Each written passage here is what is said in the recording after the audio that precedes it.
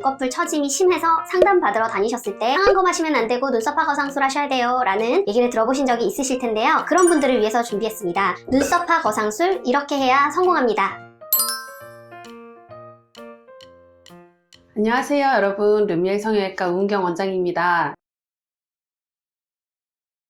일단 첫 번째로 가장 중요한 건요, 이 수술이 과연 나에게 맞는지를 아는 것인데요. 눈썹과 눈 사이가 너무 가까운 분들에게는 추천하지 않습니다. 눈썹과 눈 사이가 기존에도 가까운데 눈썹화 거상술을 하게 되면 아무래도 눈썹 밑에 여분 피부를 제거하게 되죠. 그렇게 했을 때 더욱 가까워져서 인상이 변하는 결과를 낳을 수 있기 때문인데요. 눈 위 꺼짐이 너무 심한 분들에게도 잘 맞지 않을 수 있습니다. 눈썹 아래에 두꺼운 연부 조직이 제거가 되면서 눈 위 꺼짐이 더 심하게 도드라질 수 있기 때문인데요. 이런 분들은 오히려 상안검 수술을 하시면서 눈 위에 지방 이식 수술이 필요할 수 있거든요. 그래서 이런 경우에는 눈썹 하 거상술이 잘 맞는 수술인지 확인하시는 게 좋습니다. 눈썹화 거상 수술을 할 때 디자인이 굉장히 중요한데요. 제일 중요한 건 눈썹의 위치와 흉터의 관계예요. 너무 긴 디자인을 피하기 위해서 짧게만 디자인을 했을 경우에 충분한 피부가 제거되지 않아서 눈 모양이 어색해지는 경우가 생길 수 있습니다. 그래서 앞부터 뒤까지 충분한 피부의 절제를 하는 디자인을 해줘야지 만족스러운 눈 모양을 가진 결과를 얻을 수가 있어요. 그래서 두 번째로 확인할 사항은 디자인이 적절히 되는가입니다. 이때 눈썹과의 관계도 중요하다고 제가 말씀을 드렸는데요. 여성분들은 눈썹 반영구를 하신 경우가 많으시죠. 반영구 눈썹이 진하게 되어 있다 그러면 그 디자인을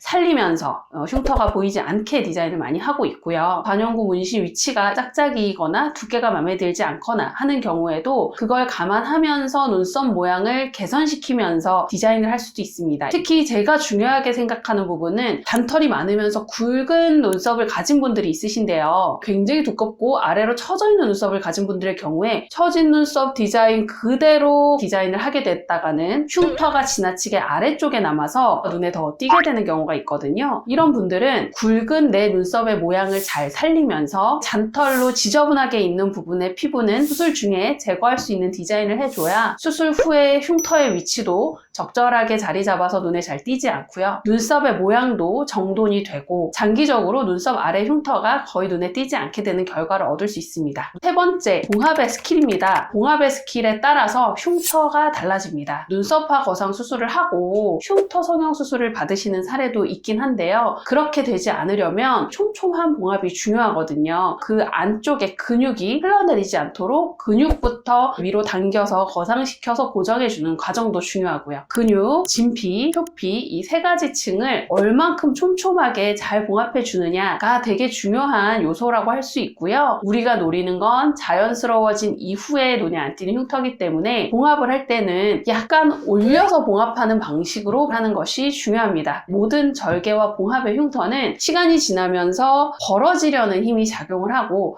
이 작용 때문에 넓어진 흉터가 생기는 거거든요. 그래서 봉합을 할 때 미리 조금 더 과하게 모아놓는 봉합. 그래서 처음에는 흉터가 좀 튀어 올라와 보일 수 있어요. 시간이 지나면서 점점 낮아지고 최종 흉터의 모습은 그냥 얇은 선, 나중엔 거의 눈에 띄지 않게 되는 흉터가 되는 거거든요. 그래서 이 봉합의 스킬도 굉장히 중요하다고 할 수 있고요. 성형외과 전문의들 같은 경우는 대학병원에 있을 때 피부 이식이라던가 피판술이라던가 이런 수술을 하면서 모아지지 않는 피부를 봉합했던 경험들을 가지고 있습니다. 그렇기 때문에 아마 봉합 스킬이 남다르신 분들이 많을 거예요. 이 봉합 스킬에 따라서 흉터의 결과가 달라진다고 보시면 될 것 같습니다. 자, 이제 의사의 손을 떠났어요. 이 다음부터는 환자분들의 영역입니다. 어떻게 수술 후에 관리를 하느냐에 따라서 수술의 결과에 영향을 많이 줄 수가 있는데요. 흉터 연고 잘 발라주시면 좋고요. 눈썹을 크게 치켜뜨는 표정이라던가 꽉 감는 표정이라던가 이런 것들은 수술하고 초반, 특히 한 달에서 3개월까지는 피해주시면 수술의 결과를 예쁘게 유지하는 데 도움이 됩니다. 보통 수술하고서 한 달 후쯤부터 흉터 레이저를 시행해주시면 흉터의 결이 일반 피부와 비슷하게 바뀌는 시간이 짧아질 수 있어요. 수술 후에 흉터 관리와 흉터 레이저도 많은 도움이 됩니다.